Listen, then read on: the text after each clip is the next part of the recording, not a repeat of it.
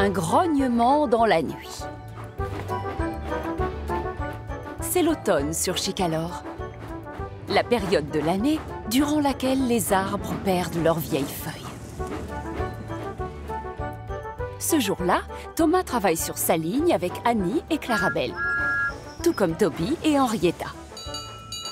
Bonjour, Thomas. Bonjour, Toby. Tu ne trouves pas que les arbres font peur quand ils n'ont plus de feuilles? Explique-moi pourquoi tu as toujours peur de tout, toi. Mais c'est vrai! Souvent, on dirait des mains géantes qui s'avancent vers toi pour t'attraper et te faire rouler comme si tu étais un jouet. Tu as toujours eu beaucoup d'imagination, Toby. Ce ne sont que des arbres. Oh. Un peu plus loin sur la ligne, Thomas remarque que l'une des clôtures de Monsieur McCall est cassée. C'est dangereux, ça. Oh, fais attention, Thomas. Il y a peut-être un animal sur la voie. Thomas ne voit aucun animal. En revanche, il croise Trevor, la locomobile, qui travaille dans un champ. Ah, salut, Thomas! Salut, Trevor. Je viens de voir une clôture cassée là derrière. Oh, c'est vrai! Je vais tout de suite prévenir le fermier. Il faut la réparer avant que des animaux ne s'échappent.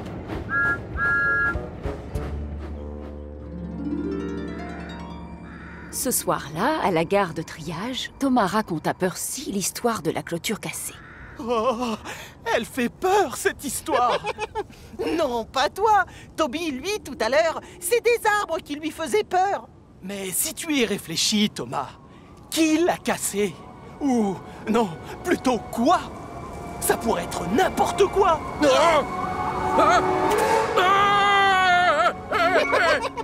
C'était probablement un animal. Endors-toi tranquille. Je suis d'accord. Hein? Tout le monde dort. Non, moi je ne peux pas. Je dois encore aller livrer le courrier.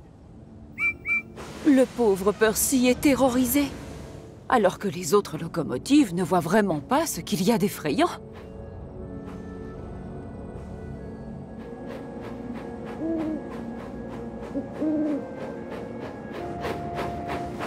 Ah, coucou!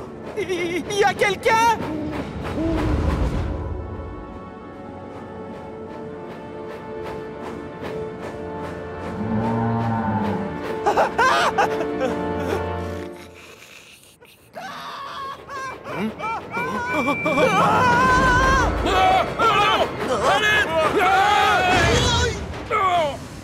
Mais qu'est-ce qui te prend enfin, Percy? Tu joues à foncer tout droit sur le pauvre Henry en plein milieu de la nuit? Pardon, mais j'ai entendu un bruit qui m'a fait très peur.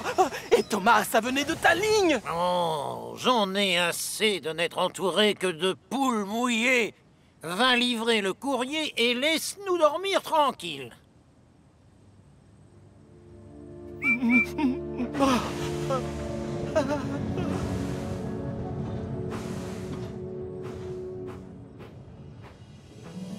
Le lendemain, le soleil brille au-dessus de Chicalor. Et soudain, alors que je traversais le pont près du moulin à eau, j'ai entendu une sorte de cri étrange. Ouh. C'est un bruit que je n'avais jamais entendu avant. J'ai eu vraiment très peur. Allez, maintenant il fait jour. La météo est superbe et je suis sûr que ce qui t'a fait peur est parti très loin. Espérons-le. Je dois passer par ce même chemin pour emmener des gens à la carrière. Moi aussi, je vais devoir traverser le pont. Tout comme moi. On est tous obligés d'aller sur cette voie. Mais je suis sûr qu'on n'a absolument rien à craindre.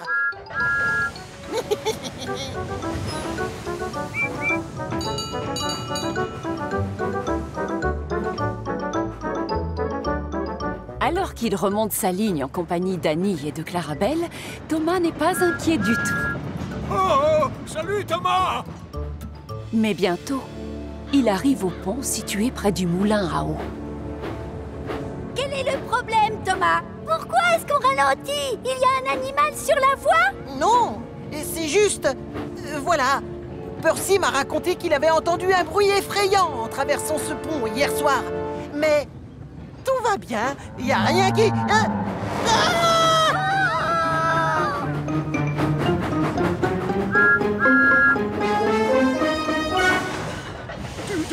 l'as entendu, Thomas? Tu veux parler de la créature qui a grogné et grondé sous le pont? Oh, ça doit être un troll! Un troll? Les trolls vivent sous les ponts. Rappelez-vous le conte du troll et des 3 chèvres. Tu as raison. C'est l'histoire d'un méchant troll affamé qui vit sous un pont et de 3 chèvres qui ne veulent pas traverser de peur de se faire manger. Elles font passer la plus petite en premier, mais elle survit en expliquant au troll que ses 2 sœurs sont plus grosses et donc meilleures. Oh! C'est moi qui passe en premier! Et moi en deuxième!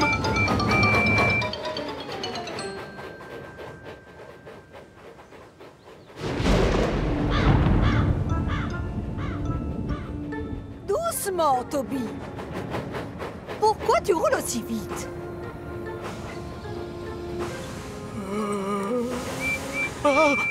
Avance, Toby! On ne peut pas rester là tout le temps. Moi, en tout cas, je n'entends rien. Le troll a dû déménager ailleurs. Oh! Il n'y a sûrement aucune raison de s'inquiéter. Quel que soit ce bruit, ça venait probablement... Ne me mange pas, ne me mange pas, ne me mange pas! Il est là-dessous! Ne me mange pas, ne me mange pas, ne me mange pas! Le 3e doit avoir du courage, Thomas! Tu dois faire partir le troll, comme dans le conte! Mais enfin, qu'est-ce que tu racontes, Percy? Dans mon histoire, la dernière chèvre, c'est celle qui force le troll à s'en aller. Et c'est toi, le 3e! Vite! Dépêche-toi! Tu l'entends? Il a l'air d'avoir très faim!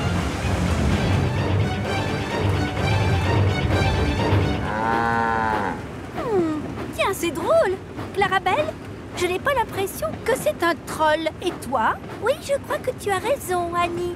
Ça ressemblerait plus à une vache. Une vache? Une vache? Vache!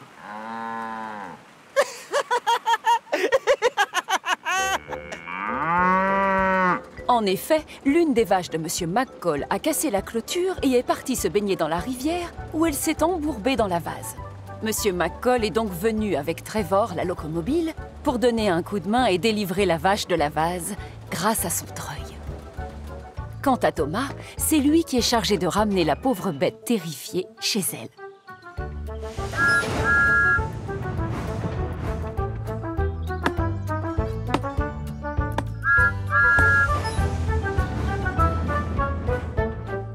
Cette nuit-là, à la gare de triage, Thomas, Percy et Toby racontent leur aventure aux autres locomotives.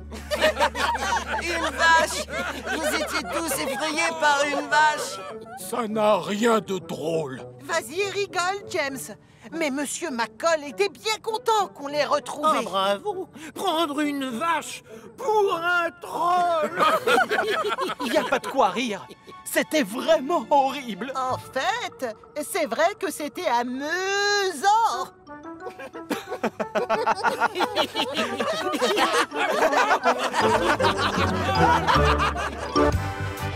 Le sifflet de Mike. Rex et Burt sont 2 toutes petites locomotives qui travaillent sur la portion miniature du chemin de fer de Chicalor, près de Calembour. Et lui, c'est Mike, la mini-locomotive rouge. Il peut être ronchon de temps en temps. Et transporter des passagers, ce n'est pas ce qu'il préfère. Ce matin-là, c'est en riant que Thomas arrive à Calembour-Ouest chercher des pierres pour le ballast de sa ligne. Qu'est-ce qui te fait rire? C'est Montaigu. Tu as entendu son sifflet ce matin? Son conducteur a cuit un œuf dessus et des bouts sont restés collés. Mais il ne rit pas. Oh. C'est toi qui as sifflé, Montaigu? Je ne savais pas qu'on pouvait cuire un œuf sur un sifflet à vapeur. Moi non plus. D'ailleurs, je ne le conseille pas. C'est bon, ça va. Je ne le referai plus, d'accord?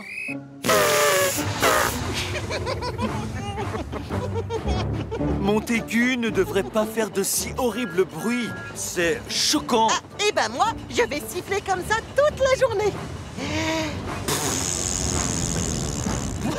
Quand on ne peut pas siffler correctement, on doit s'abstenir. Abstiens-toi alors. Là, on ne parle pas de moi. Et je te signale que j'ai un excellent sifflet. Si j'avais un sifflet comme le tien, Mike, Oui. je me tairais. Pardon. Un sifflet, c'est très important, Rex. Une locomotive sans sifflet est très dangereuse pour les autres. Sous la colère, la pression de vapeur de Mike augmente tellement que sa valve de sécurité saute. Oh non! Ne me dites pas que Mike est encore en surchauffe. Tout le monde appelle Monsieur Fulbert Duncan le petit contrôleur, puisque c'est lui qui s'occupe du chemin de fer miniature. En réalité, il n'est pas petit du tout. Il est même très grand. Je vais devoir te donner du travail plus facile. Je te suggère de prendre le train de passagers. Non, monsieur, pas eux. Je vais très bien. Vous savez bien que je préfère livrer des marchandises. Désolé, Mike, mais je ne peux pas te laisser souffler de la vapeur comme ça. Burt s'occupera des livraisons. Et toi, tu prendras les passagers, une fois que l'on t'aura remis une valve de sécurité. Oh. C'est donc de très mauvaise humeur que Mike va chercher ses passagers. Il est formidable, j'adore ces petites locomotives. Bla bla bla, on dirait un jouet. Oh, j'adore les petites locomotives. Comme il est adorable. Voyons, du calme, Mike.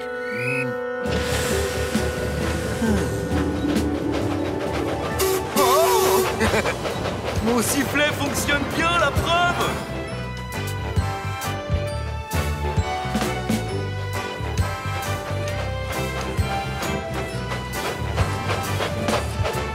Rex et Burt, comment osent-ils se moquer de mon sifflet? Ils sont jaloux, ils sont jaloux. Je vais leur montrer, je vais me venger.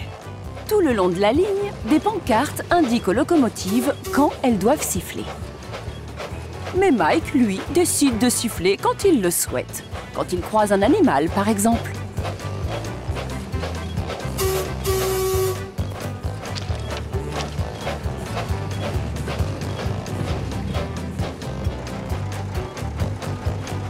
Ou un fermier.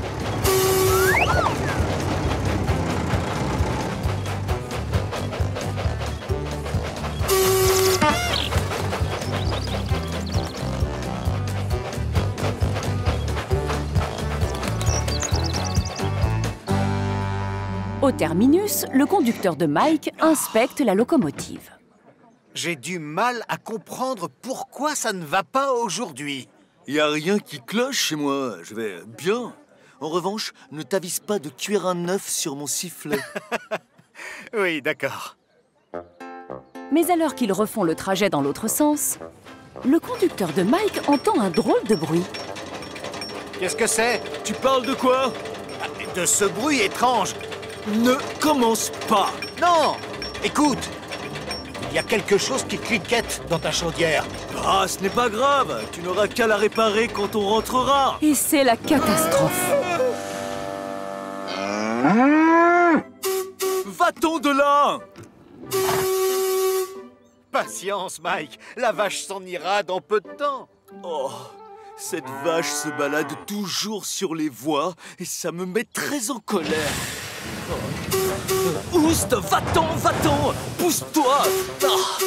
Ah, d'accord, cette fois tu dépasses les bornes. Ôte-toi de mon chemin, gros animal stupide! Mike est tellement furieux qu'il siffle de toutes ses forces et le capuchon de son sifflet se retrouve projeté dans les airs, comme une fusée.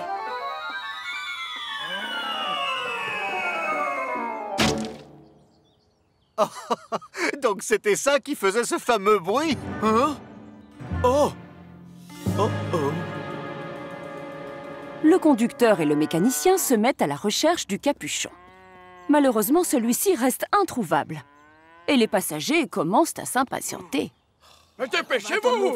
Qu'est-ce qu'ils font? Je vais racheter ma correspondance à ce rythme-là. Ma famille m'attend. Expliquez-moi en quoi il est si important, ce sifflet. Oh! Je dois siffler à plusieurs endroits sur la ligne pour signaler mon arrivée. C'est la consigne. Alors ça y est, vous l'avez enfin retrouvé? Oh, ça ne va pas du tout. On sera encore là demain matin. On n'a qu'à siffler quand il le faut. très bonne idée. Je sais siffler.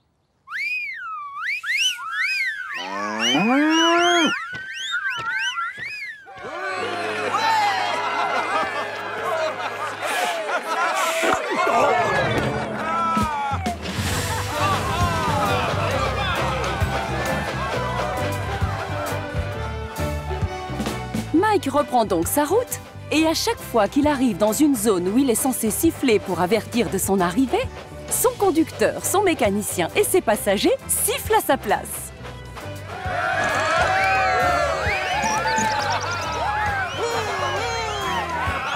Ils font plus de bruit qu'ils n'en auraient jamais fait tout seuls. Pour autant, Mike se sent ridicule. Sans son sifflet, il lui manque quelque chose. C'est avec du retard qu'il arrive à Calembour, où Montaigu l'attend. Des embouteillages sur la ligne, Mike? Non, il y avait une vache sur la voie. Et j'ai eu un problème avec mon sifflet. Oh oui, ça je connais bien. Heureusement, mon conducteur l'a enfin nettoyé.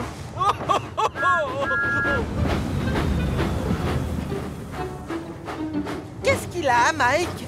Oh, ne fais pas attention à lui, Thomas. Il lui manque une pièce cruciale. Quoi? Mais laquelle? Je veux tout savoir. Je t'explique, il n'a plus de sifflet. C'est choquant. On ne supporte pas les locomotives sans sifflet. Tu confirmes, Mike? Ah bon? Quelqu'un a cuit un œuf dessus? Non, il s'est juste fâché avec une vache. C'est exact. Son capuchon a sauté quand elle lui a dit « Meuh !» Il a répondu. Mike regrette de s'être fâché aussi facilement. S'il n'était pas monté en pression, il n'aurait jamais cassé son sifflet et personne ne se moquerait de lui. Oh, vous êtes trop bête, je vous jure.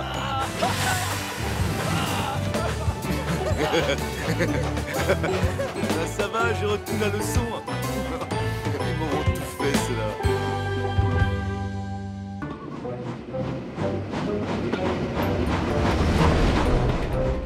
Henri le fantôme.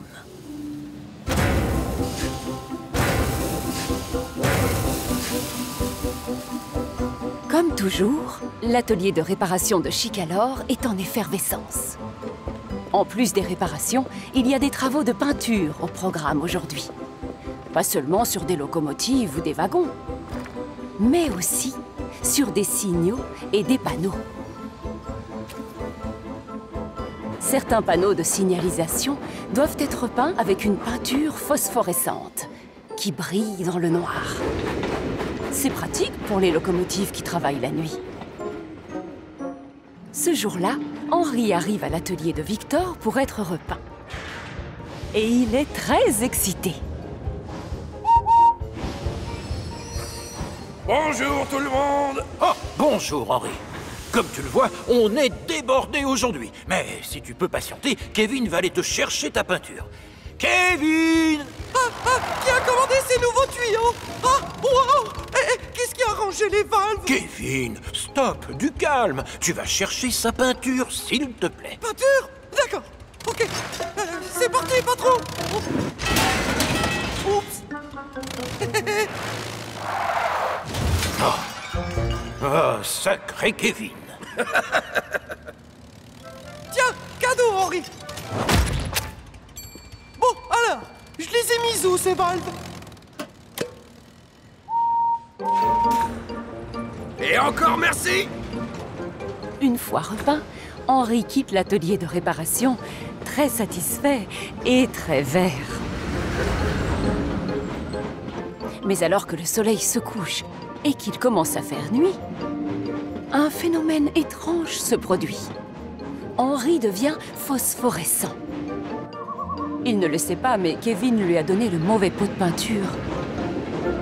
Il lui a pris de la peinture qui brille dans le noir. Thomas a terminé sa dernière mission quand il croise Henri sur le chemin du retour. C'est quoi, là devant? Un fantôme! C'est étrange. Je suis sûr d'avoir vu Thomas.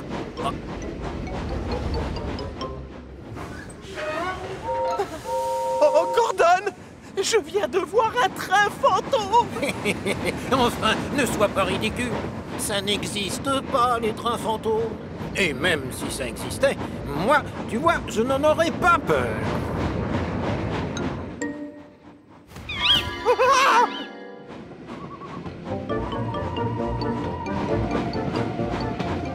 Ah, voilà James. Hein?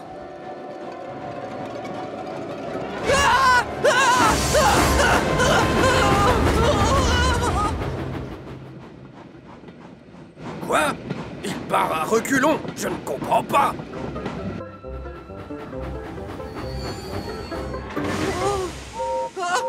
Attention, Gordon! Il y a un train fantôme plus loin! N'importe quoi, James. Ça n'existe pas, les trains fantômes.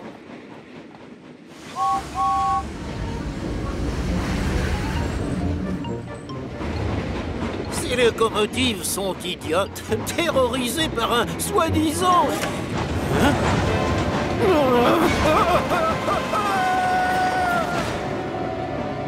Hein? C'était terrifiant.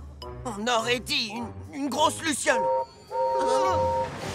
Oh, toi aussi, tu l'as croisé, le train fantôme? Oui, je l'ai vu, Percy, mais moi, je ne suis pas du genre à avoir peur d'un train fantôme. Mais il n'y a pas que les locomotives qui ont peur du train fantôme. Frankie! Qu'est-ce qui ne va pas? Pourquoi tout le monde me fuit? Henri? Sale type! Porteur! C'est Henri! Henri? Pourquoi est-ce que tu brilles? Ah, tu nous éclaires autant qu'un phare. Je ne sais pas de quoi vous parlez, c'est très confus. Attends, je vais te montrer. Non! Waouh! À l'atelier, ils ont dû prendre le mauvais pot. Oh! C'est pour ça que les locomotives ont eu peur de moi. Elles ont dû me confondre avec une sorte de spectre. Et c'est en rigolant qu'Henri s'attelle à son train attitré, le hareng volant.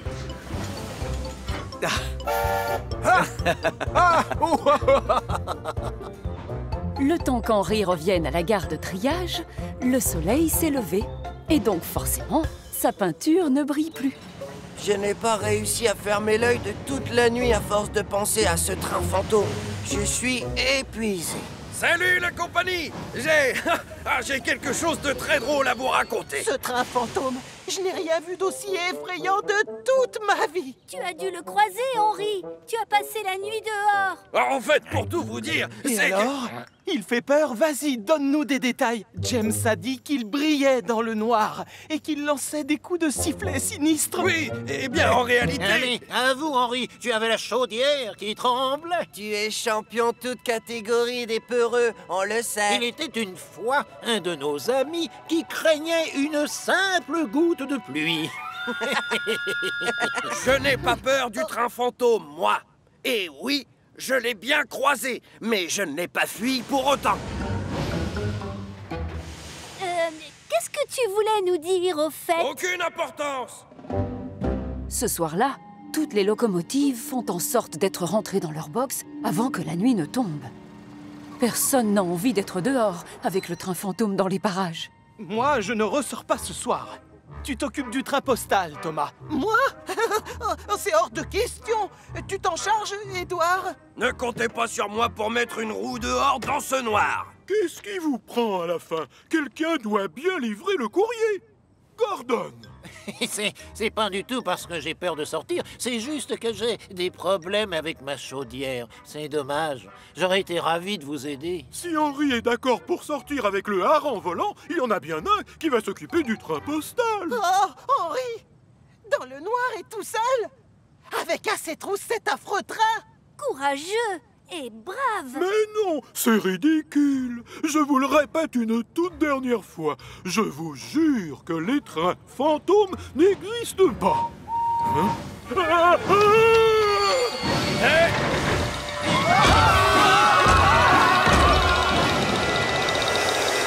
C'était moi! Henri! Le train fantôme, alors c'est toi? Pourquoi tu nous as rien dit? J'ai pourtant essayé, mais vous vous êtes moqué de moi et vous m'avez tous traité de gros peureux. Ce n'est pas juste. On s'est tous fait disputer par le gros contrôleur à cause de toi. Au fait, il est où le gros contrôleur?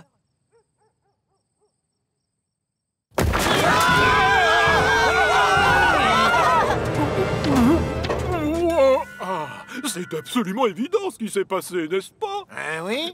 Bien sûr. Ah, à l'atelier, ils ont repeint Henri avec la mauvaise peinture. Tu vas devoir retourner voir Victor tôt demain matin et tu lui demanderas qu'il te repeigne avec la bonne peinture verte. D'accord, c'est noté, monsieur. Néanmoins, comme tu as été le seul à vouloir travailler ce soir, je dirais que tu t'es montré très brillant. Merci, monsieur.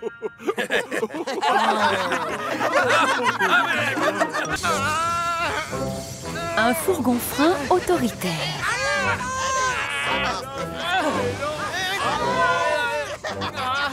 Ce jour-là, les wagons farceurs mènent la vie dure à Thomas. Arrêtez, d'accord? Lâchez tous vos freins! Alors que Thomas bataille pour les faire avancer, Samson arrive du continent. Bonjour Thomas. Tes wagons sont d'humeur farceuse aujourd'hui? Très farceuse, oui. Mes wagons, eux, sont très bien élevés.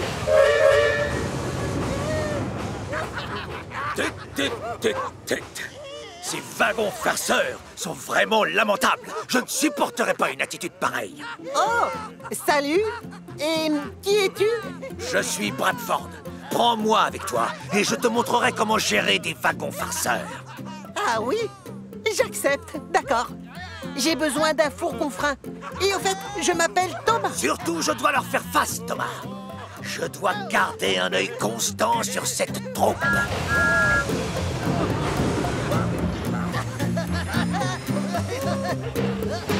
Non mais, qu'est-ce qui lui arrive à lui? On a un caporal, chef. Silence, on se tait, c'est moi le chef maintenant. Alors on se met en rang et sans se cogner. Quoi?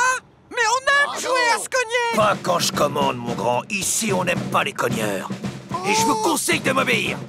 On peut y aller, Thomas.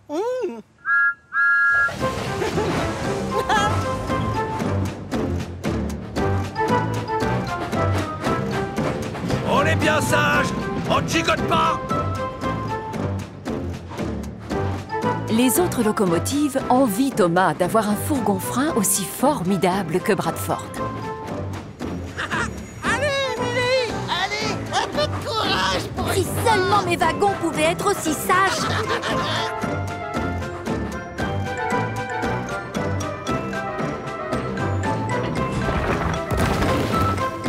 Merci, Owen! En avant toutes! Et c'est la catastrophe. Wow, wow, wow. Bradford, ça ne va pas? D'après le manuel officiel de la sécurité des chemins de fer, la hauteur des pierres sur ces wagons a 9 mm de trop. Ah, pardon? Tu vas devoir en enlever quelques-unes si tu veux mon autorisation pour avancer. Mais si je prends le temps de décharger, je vais être en retard. Ah, Thomas, suivre les consignes, c'est plus important qu'arriver dans les temps, non?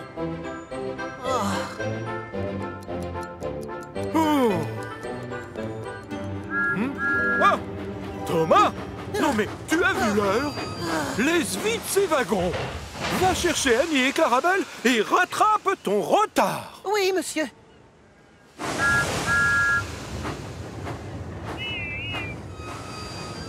Si tu ne te sers pas de ton nouveau fourgon-frein, Thomas, ça t'ennuie si je le prends? Non, je te le donne, Whiff. Il s'appelle Bradford.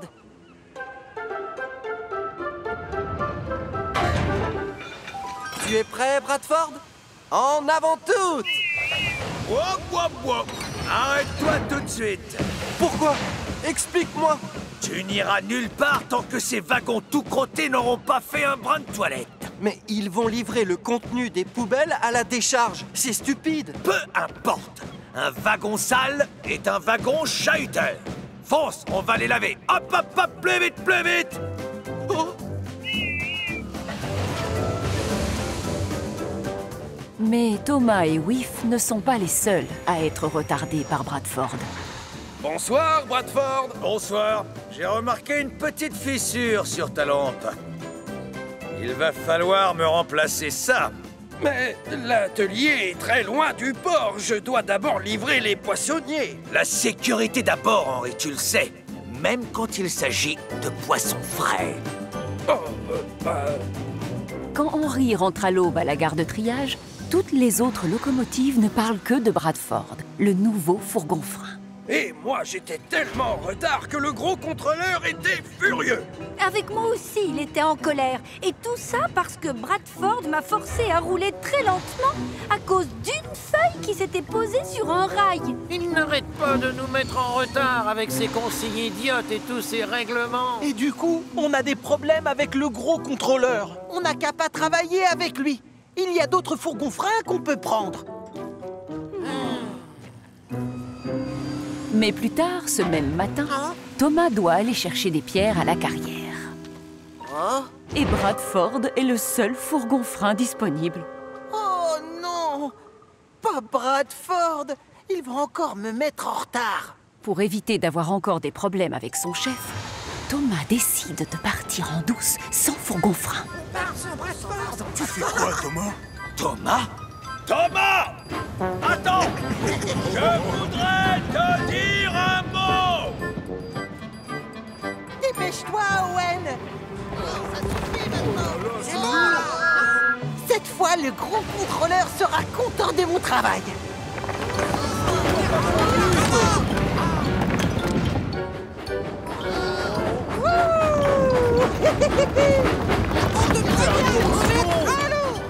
Et encore une fois, c'est la catastrophe.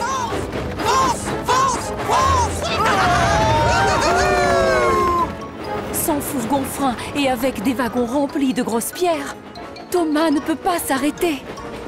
Merci! Thomas? Attention! Pousse-toi!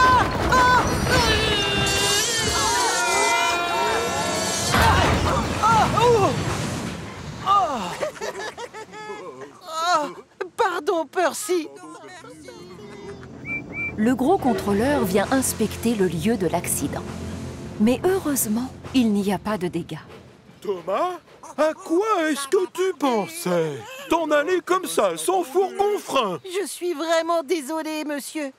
Je ne voulais pas prendre de retard. Oh, misère! Appliquer les consignes de sécurité et les règlements, c'est bien plus important qu'être dans les temps, Thomas! C'est ce que Bradford disait. J'aurais dû l'écouter, finalement.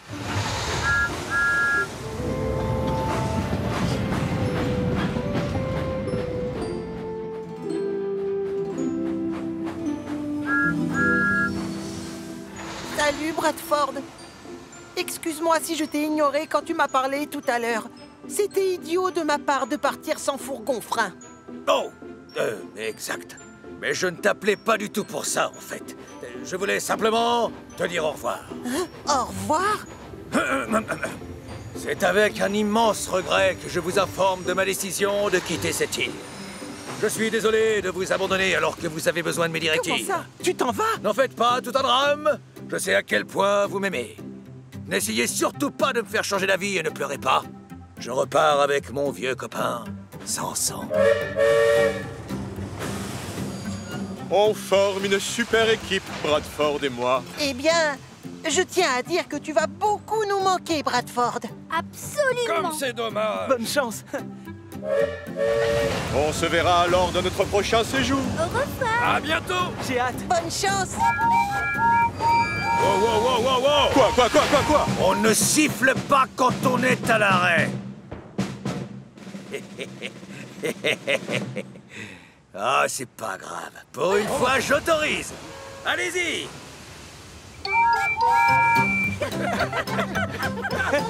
Après tout ce qu'il leur a fait subir, les locomotives sont plus que ravies de dire au revoir aux fourgons-freins autoritaires.